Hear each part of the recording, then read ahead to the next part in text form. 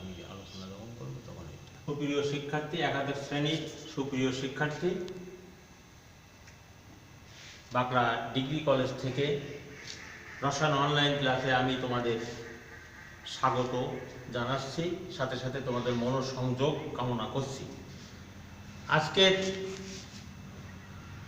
রসায়ন প্রথম পত্রের দ্বিতীয় অধ্যায়ের গুণগত রসায়নে আলোচ্য বিষয় আইসোটোপ, আইসোবার, আইসোটোন ও আপেক্ষিক পারমাণবিক ভর। যদি সময় থাকে আমি আলোচনা করব, তবে আশা করি তোমরা মনোযোগ সহকারে শুনবে। আমাদের প্রধান তিনটি টপিক হচ্ছে প্রোটন সংখ্যা, ভর সংখ্যা এবং নিউটন সংখ্যা। এই তিনটে কম্পোনেন্ট আমরা প্রোটন সংখ্যা, ভর সংখ্যা, নিউটন সংখ্যা, এই তিনটে কম্পোনেন্ট আমরা কেন এখানে নিয়ে আসলাম, তিনটি উপাদান বা তিনটে বিষয় আমরা আনলাম। এই তিনটি বিষয়ের সাথে সম্পর্ক ওই যে আইসোটোপ, আইসোবার এবং আইসোটোনের, এই তিনটি বিষয় তোমাদের মনে রাখতে হবে। এই তিনটা পয়েন্ট এখানে আইসোটোপ, আইসোবার এবং আইসোটোনের প্রত্যেকটির ক্ষেত্রে প্রোটন সংখ্যা, ভর সংখ্যা এবং নিউটন সংখ্যা যে কোনো একটি একই বা সমান থাকবে, অর্থাৎ দুটি ভিন্ন হবে। দেখো আমি লিখেছি যে কোনো একটি আইসোটোপ, আইসোবার, আইসোটোনের প্রতিটির ক্ষেত্রে একই, কিন্তু দুটি ভিন্ন হবে। এটা তোমাদের একটু খেয়াল রাখতে হবে। আইসোটোপের ক্ষেত্রে তোমরা লক্ষ্য করো, আইসোটোপের শেষে পি আছে, আইসোটোপের শেষে পি আছে, আইএসওটিওপি, অথচ বাংলায় দেখো প আছে, প থেকে প্রোটন আসে। তাহলে প্রোটন সংখ্যা সেম হবে, আইসোটোপের প্রোটন সংখ্যা সেম হবে, প্রোটন সেম হলো। আর এই দুটো সংখ্যা হবে ভিন্ন, ভর সংখ্যা এবং নিউটন সংখ্যা ভিন্ন হবে। দেখো আমি সংক্ষেপে লিখেছি তোমাদের সহজে মনে রাখার জন্য, সেটা লিখছি প্রোটন সংখ্যা একই, কিন্তু ভর ও নিউটন সংখ্যা ভিন্ন হবে আইসোটোপের ক্ষেত্রে। আমরা উদাহরণ দিই, যেমন এই লিখেছি প্রোটিয়াম, হাইড্রোজেনের এর নাম হচ্ছে প্রোটিয়াম,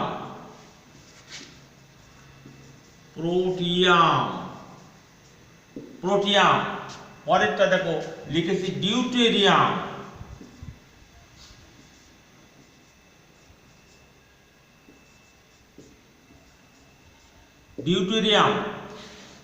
তারপরেরটা ট্রিটিয়াম,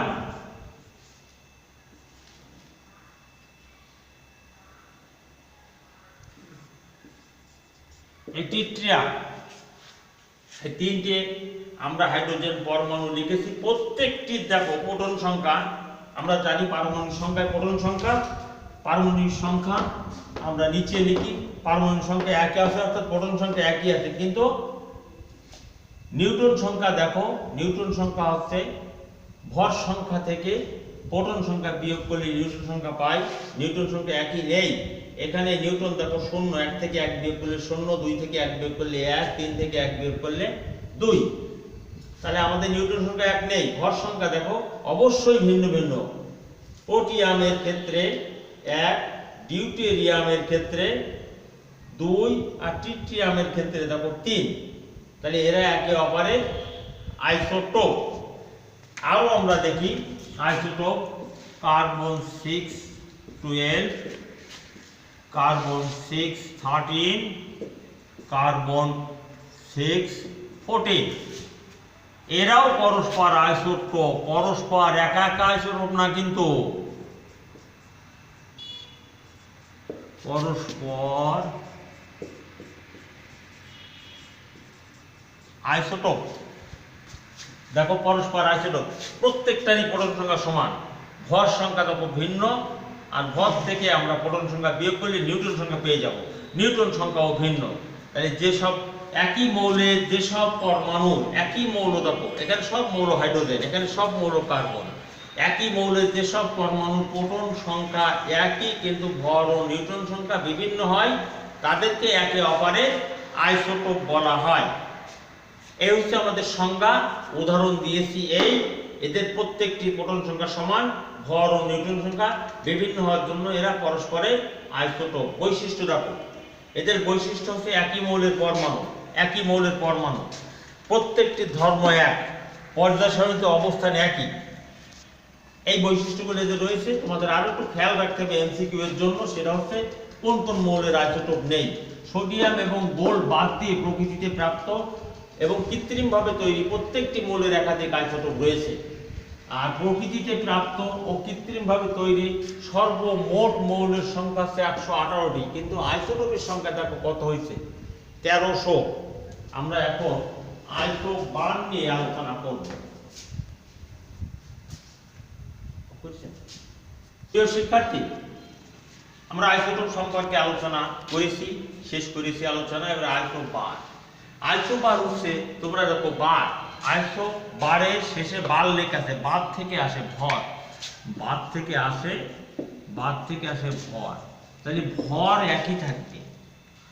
বিভিন্ন মৌলের পরমাণু যাদের ভর সংখ্যা একই কিন্তু প্রোটন ও নিউট্রন সংখ্যা বিভিন্ন, তারা একে অপরের আইসোবার।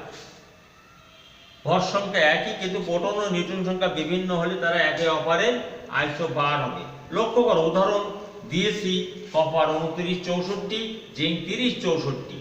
প্রত্যেকটারই ভর সংখ্যা দেখো 64 করে আছে কপার এবং জিঙ্কের, এবং প্রোটন সংখ্যা কপারের 29, জিঙ্কের 30, নিউট্রন সংখ্যা বিয়োগ করে দেখো ভিন্ন ভিন্ন রয়েছে, তাহলে এরা একে অপরের আইসোবার।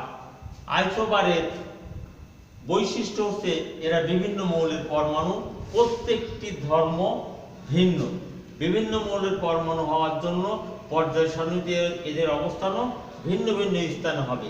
আমরা আইসোবারের আরো একটু উদাহরণ দিই। আইসোবার লক্ষ্য করো, কার্বন 6, 14 একটা আইসোটোপ আছে, আর নাইট্রোজেন 7, 14। এই দুটো আইসোটোপ, এটা কার্বনের আইসোটোপ, না এটা হচ্ছে নাইট্রোজেনের আইসোটোপ। এরা পরস্পরের আইসোবার। আবার এদের ভর সংখ্যা 14 রয়েছে, প্রোটন সংখ্যা কার্বনের 6, নাইট্রোজেনের 7, আর নিউট্রন সংখ্যা 8 কার্বনের, আর নাইট্রোজেনের দেখো 7 রয়েছে, নিউট্রন সংখ্যা ভিন্ন। এরা পরস্পরের আইসোবার। এটা হচ্ছে আইসোবার। আইসোবার আইসোবার আইসোবার সম্পর্কে আলোচনা করলাম আমরা। আইসোটোপ আইসোবার সম্পর্কে আলোচনা করেছি, এবার আমরা আইসোটোন সম্পর্কে আলোচনা করব। আইসোটোন দেখো, আইসোটোন শব্দটি, আইসোটোন, আইসোটোন, এই আইসোটোন শব্দটি টোন আছে শেষে, টোন থেকে আসে নিউট্রন। নিউট্রন নিউট্রন কি হবে? একই হবে, নিউট্রন সংখ্যা একই হবে, আর বাকি দুটো অবশ্যই ভিন্ন হবে। তাহলে আইসোটোনের আমরা দেখতে পাচ্ছি যে সকল বিভিন্ন মৌলের যেসব পরমাণু নিউট্রন সংখ্যা একই কিন্তু প্রোটন ও ভর সংখ্যা ভিন্ন ভিন্ন হবে, তারা একে অপরের আইসোটোন।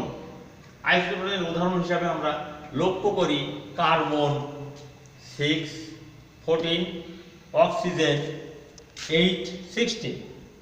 প্রত্যেকটা প্রোটন দেখো ভিন্ন ভিন্ন রয়েছে। কার্বনের প্রোটন 6টি, অক্সিজেনের প্রোটন আছে 8টি, ভর সংখ্যা কার্বনের 14 এবং অক্সিজেনের 16। কিন্তু নিউট্রন সংখ্যা দেখো বিয়োগ করে দেখো, ভর সংখ্যা থেকে প্রোটন সংখ্যা প্রত্যেকটির 8টি করে নিউট্রন রয়েছে। নিউট্রন যেহেতু এক, অপর দুটি উপাদান ভিন্ন, সুতরাং এরা একে অপরের আইসোটোন। আইসোটোনের বৈশিষ্ট্য হচ্ছে এরা বিভিন্ন মৌলের পরমাণু হবে, একই মৌলের না। বিভিন্ন মৌলের পরমাণু হওয়ার জন্য এদের ধর্ম বিভিন্ন হবে, ভিন্ন ভিন্ন হবে, আর পর্যায় সারণীতে এদের অবস্থানও ভিন্ন ভিন্ন স্থানে হবে। তোমরা বিষয়গুলো একটু গুরুত্ব দিয়ে ভালোভাবে পড়বে। এরকমও দিতে পারে পরীক্ষায়, মনে করো এখানে দিল, এখানে 8 A 8, 16, আর এরকম দিল B 10 দিয়ে এখানে 18 দিল। লক্ষ্য করো, এরা পরস্পরের কি? পরস্পরের প্রোটন সংখ্যা ঠিক নেই, ভর সংখ্যা ঠিক নেই, নিউট্রন সংখ্যা দেখো প্রত্যেকেরই ঠিক আছে, 8 রয়েছে। এরা পরস্পরের আইসোটোন, এরকম রূপক কিছু প্রতীক তোমাদের দিতে পারে, ঘাবড়ানোর কোনো কারণ নেই, এইগুলো যে দিবে এরকম না। যাও, আমরা এই তিনটে বিষয়ে আলোচনা শেষ করলাম। আমি তোমাদের বলেছিলাম আইসোটোপ, আইসোবার ও আইসোটোন ছাড়াও আর একটা ছোট বিষয় আমাদের আলোচনায় রয়েছে, সেটা হচ্ছে আপেক্ষিক পারমাণবিক ভর। আপেক্ষিক পারমাণবিক ভরটা কি?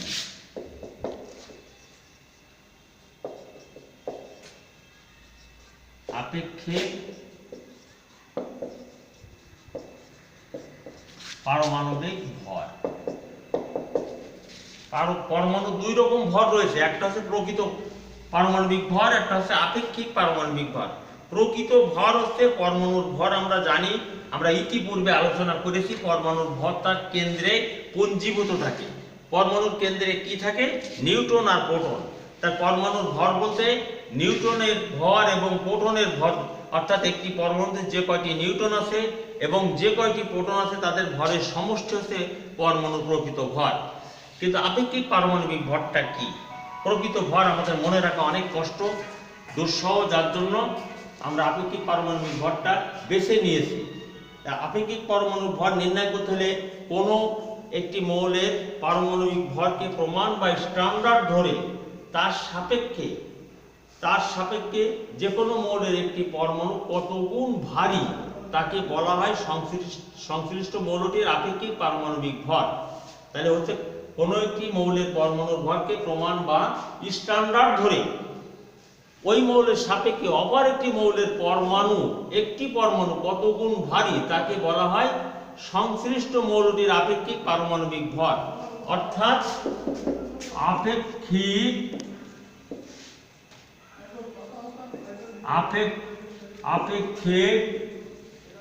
পারমাণবিক ভর ইকুয়াল টু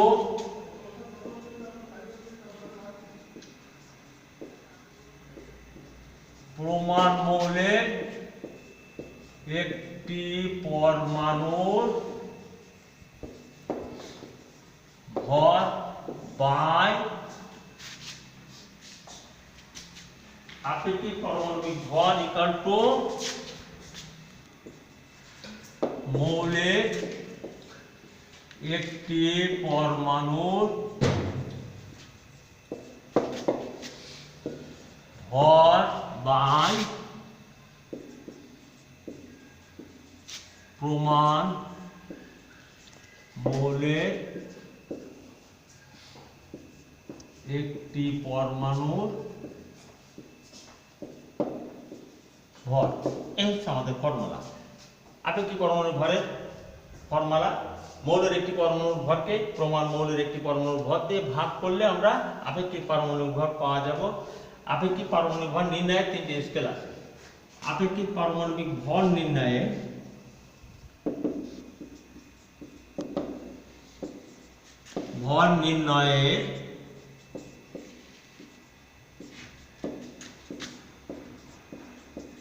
তিনটি স্কেল আছে। কি কি? এক হচ্ছে হাইড্রোজেন স্কেল,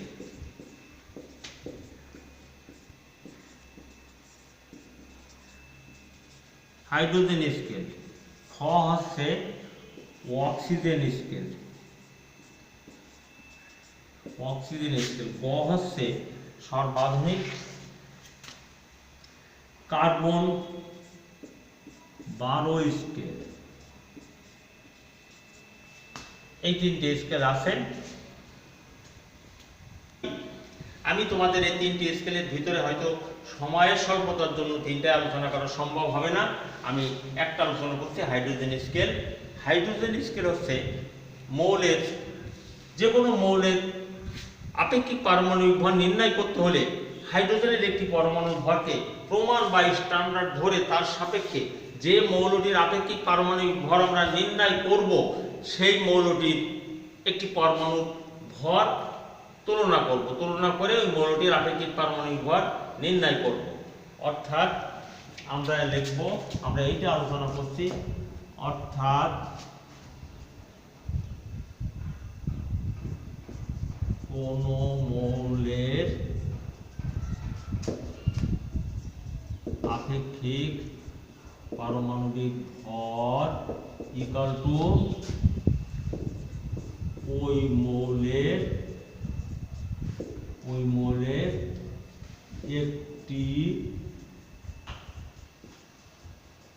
পরমাণু ভর বাই এইচ এর একটি পরমাণুর ভর। যেমন আমরা মনে করি অক্সিজেনের পারমাণবিক ভর, আপেক্ষিক পারমাণবিক ভর নির্ণয় করব। অতএব ও এর আপেক্ষিক পারমাণবিক ভর ইকুয়াল টু অক্সিজেনের একটি পরমাণুর ভর, এখানে লক্ষ্য করো এখানে পরমাণবিক ভর দেয়া আছে, অক্সিজেনের একটি পরমাণুর ভর দেয়া আছে 2.656 10 to the power minus 2.656 into 10 to the power minus 23 গ্রাম। এই হাইড্রোজেনের একটি পরমাণুর ভর এখানে দেয়া আছে, হাইড্রোজেনের 0.1673 into 10 to the power minus 23 গ্রাম। তাই আমাদের এটা ক্যালকুলেশন করলে আসবে, এইটা ক্যালকুলেশন করে আমাদের আসবে 15.88 ইকুয়াল টু 16 প্রায়। তাহলে অক্সিজেনের আপেক্ষিক পারমাণবিক ভর আমরা হাইড্রোজেন স্কেলে বের করেছি, করে আমরা প্রায় 16 পেয়েছি। এইভাবে আমরা হাইড্রোজেন স্কেলে আপেক্ষিক পারমাণবিক ভর বের করতে পারি মৌলের। তবে হাইড্রোজেন গ্যাস হওয়ার জন্য এটা সংরক্ষণ করা, ব্যবহার করা খুবই কষ্টকর। তাছাড়া এমন একটা গ্যাস, দাহ্য গ্যাস, হাইড্রোজেন নিজে জ্বলে, অক্সিজেন জ্বালায়, ও জ্বলার জন্য ওটা বিপজ্জনক বটে। এই বিপজ্জনক হওয়ার জন্য এই পদ্ধতি এখন পরিত্যক্ত। আমরা আগামী দিন অক্সিজেন স্কেল এবং কার্বন 12 স্কেল নিয়ে আলোচনা করব। তোমরা সবাই সুস্থ থাকো, ভালো থাকো এবং বইয়ের প্রতি, পড়ালেখার প্রতি মনোনিবেশ করবে, এই কামনা করে আজকে শেষ করছি। ধন্যবাদ সবাইকে।